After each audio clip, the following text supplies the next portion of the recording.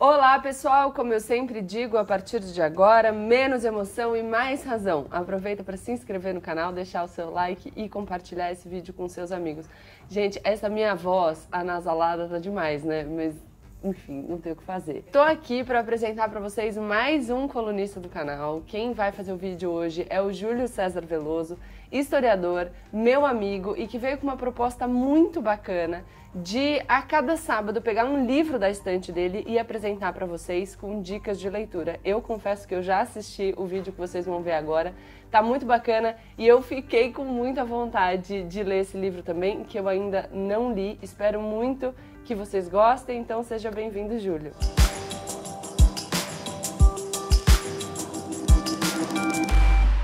Olá pessoal, tudo bem? Gabriela, tudo bom?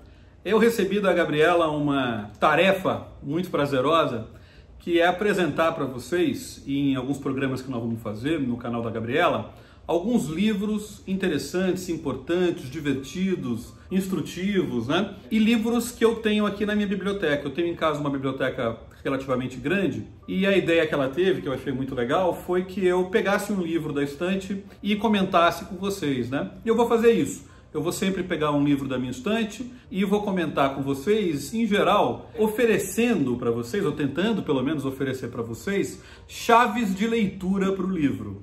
O que eu estou chamando de chaves de leitura? Eu vou tentar, na verdade, oferecer para vocês um caminho para ler o livro de forma mais amigável, interessante, absorvendo do livro ideias que pelo menos eu considero serem as ideias centrais, né? Então eu vou apresentar um certo guia para facilitar a leitura de vocês de alguns dos livros que eu tenho aqui na minha biblioteca. E eu decidi, pessoal, começar hoje por um livro que eu considero muito importante, que teve uma repercussão grande, mas talvez não tenha tido a repercussão que ele merece, na minha visão, que é o livro da Ângela Alonso, professora da USP, da Sociologia da USP, chamado Flores, Balas e Votos.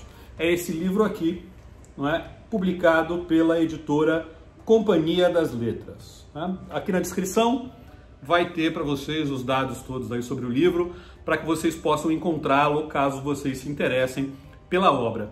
Esse livro da Ângela Alonso, da professora Ângela Alonso, ele é na verdade uma história da campanha abolicionista, uma história política da campanha abolicionista. Apesar da professora Ângela Alonso ser uma professora do curso de Sociologia, a minha impressão lendo os livros dela, né, ela tem um livro muito interessante sobre as mudanças que acontecem nas ideias na década de 1870, um livro que é referência.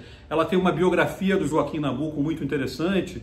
Ela tá saindo agora também pela Companhia das Letras, não sei se já saiu, uma nova edição do Abolicionismo, que é um dos livros mais importantes do Joaquim Nabuco, em que ela faz uma apresentação do livro. Então, ela na verdade, na minha modesta visão, ela é na verdade uma historiadora, né? Ela tem todos os predicados que uma historiadora, que uma boa historiadora tem que ter. E ela escreveu esse livro que me parece absolutamente decisivo, né? Um livro que eu acho que está destinado a ocupar um espaço bastante importante na historiografia brasileira, ou seja, nos livros de história, né, do Brasil, nos livros acadêmicos de história do Brasil, que é Flores, Balas e Votos, que é uma história da campanha abolicionista no Brasil. Essa história que a professora Ângela conta no livro, ela é uma história diferente. Ela conta a história a partir de um prisma que, na minha visão, ninguém nunca tinha contado, né? Por uma série de razões. Primeiro, o livro é, na verdade, uma história política da luta pela abolição. Então, ela encara, até por opção teórica, ela olha o movimento abolicionista como um movimento social, né? Tem a ver com as filiações teóricas da professora Ângela. Ela olha o movimento abolicionista como um grande movimento social. Um grande movimento social de 20 anos, porque ele começa na década de 60 e tem uma certa aceleração em 1868 por uma série de eventos que acontecem no Império. Então o movimento ganha uma aceleração e ele vai terminar 20 anos depois. Então é um movimento, uma luta política que tem 20 anos. É importante notar, e a professora Ângela Alonso faz isso no livro, né, que falar de movimento abolicionista não é falar da luta secular dos escravizados, porque os escravizados eles lutam desde que a escravidão começou. O que ela está focando aqui é um movimento que, vamos dizer assim, se junta à resistência dos escravizados. E é interessante notar, isso quem está fazendo sou eu, né? Portanto, a professora Ângela não tem responsabilidade sobre o que eu estou dizendo, é que isso vai acontecer, pessoal, no finalzinho da escravidão só, né? Na maior parte da escravidão brasileira, os escravizados lutaram praticamente sozinhos, né? Não estou dizendo que aqui e acolá não havia uma figura ou outra que defendesse o fim da escravidão. Havia um José Bonifácio da vida, né? Um poeta como Castro Alves, que está antes desse período, né? Então você tem manifestações contra a escravidão, mas elas não são um movimento, um grande movimento de massas pelo fim da escravidão vai acontecer só no final da escravidão, nos últimos anos. Mas isso não quer dizer que esse movimento seja menos importante e menos interessante. Então ele é um movimento, apesar de por ter acontecido no final, ele é um movimento muito interessante e muito importante. E a professora Ângela conta essa história de uma forma que ninguém, da minha visão, tinha contado antes, né? Uma das coisas interessantes que a professora faz é fazer uma abordagem de história política mesmo. O livro, ele é muito saboroso, né? Eu falei que é uma obra acadêmica, mas é uma obra acadêmica que pode ser lida por qualquer pessoa interessada em história, porque o livro é um livro muito saboroso, é um verdadeiro thriller político, não é?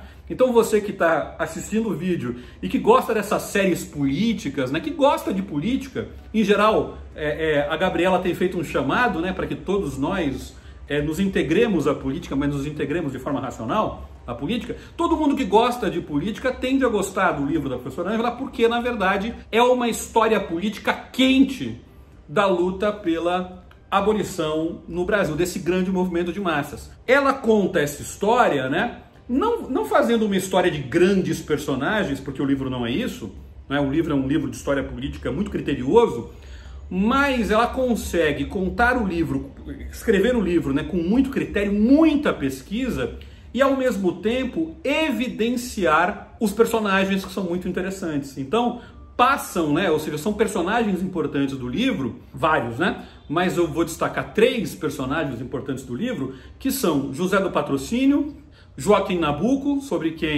personagem sobre o qual a professora Ângela é uma grande especialista, afinal fez uma biografia dele e escreveu uma série de outros textos importantes sobre o Nabuco, né? E o mais importante dos personagens do livro, eu até escrevi na época que o livro saiu uma resenha para a Folha de São Paulo em que eu destaco isso, que é o André Rebouças.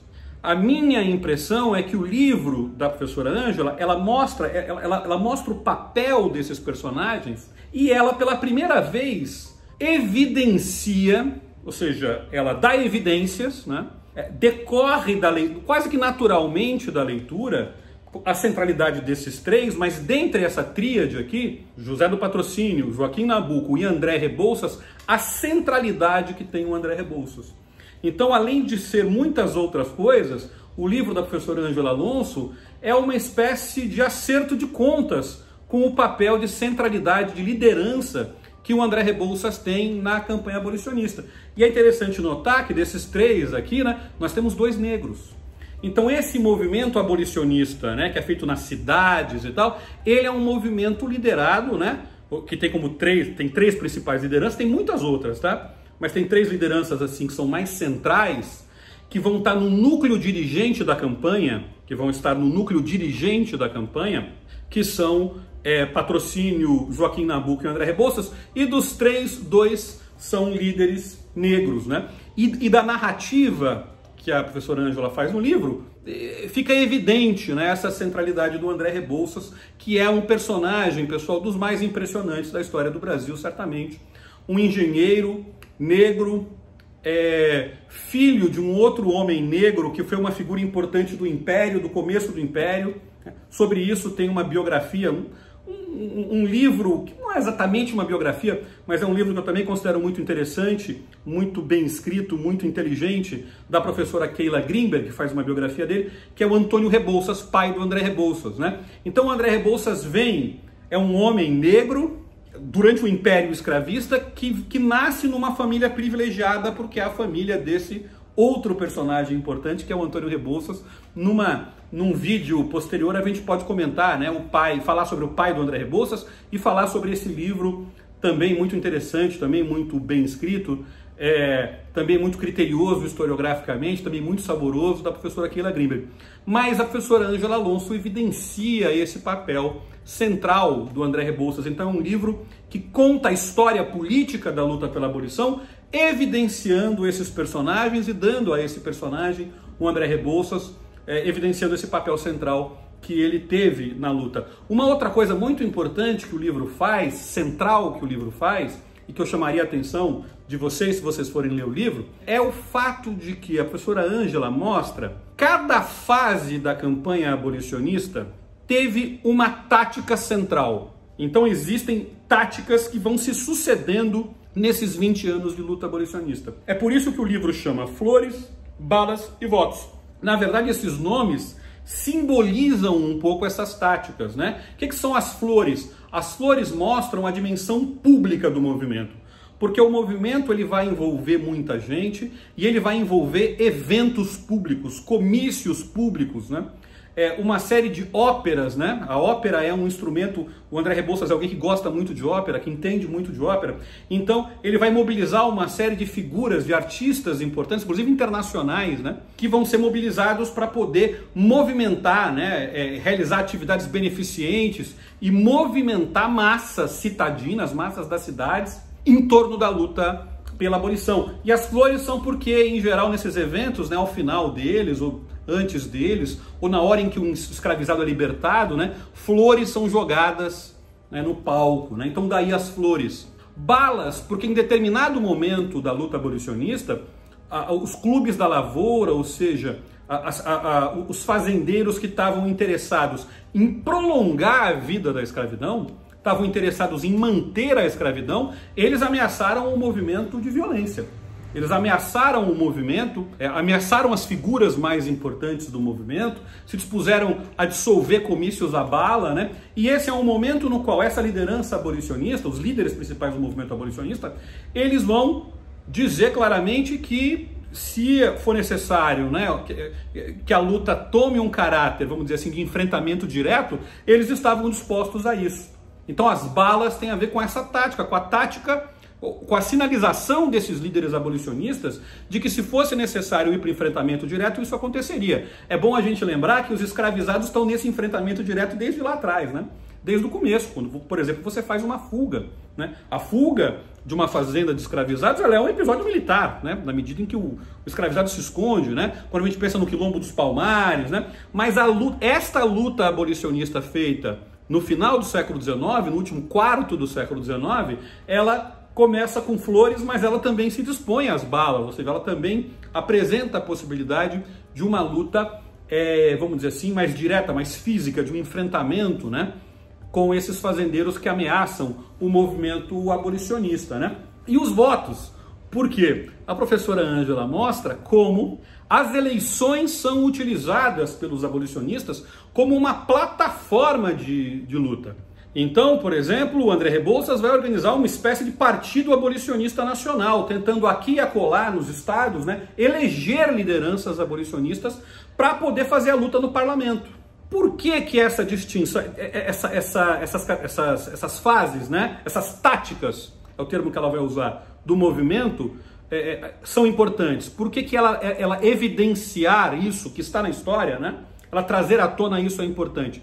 Porque durante muito tempo, pessoal, as táticas, comícios, enfrentamento físico, luta no judiciário, foram vistas como opções de cada um dos abolicionistas.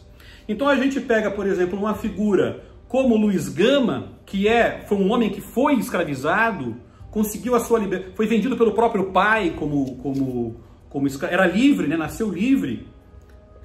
Mas foi vendido pelo próprio pai na Bahia como escravizado, depois veio para São Paulo, conseguiu a sua liberdade e virou um grande advogado, né, que lutava na justiça pela liberdade dos escravizados. Foi visto por uma certa historiografia durante um tempo como uma figura legalista, ou seja, como uma figura pouco radical, como uma figura pouco disposta ao enfrentamento. O próprio Nabucco foi visto assim. Então, na verdade, o que a professora Ângela mostra é que as táticas, elas não são uma derivação das convicções de cada um dos abolicionistas. Elas, na verdade, são fases da luta, fases concretas que a luta o correr da luta pede. Então, o correr da luta pela abolição, em determinado momento, pede uma ênfase na luta eleitoral. O correr da luta pela abolição, em determinado momento, pede uma ênfase nos comícios. Em determinado momento, o correr da luta pela abolição pede que os abolicionistas respondam, né, às provocações armadas dos fazendeiros desses clubes da lavoura. Então, isso é uma pequena revolução, uma grande revolução, do ponto de vista da construção dessa luta abolicionista. Então, o livro, pessoal, eu podia falar de muitas outras características do livro, mas o vídeo tem que ficar mais ou menos desse tamanho que ele está agora.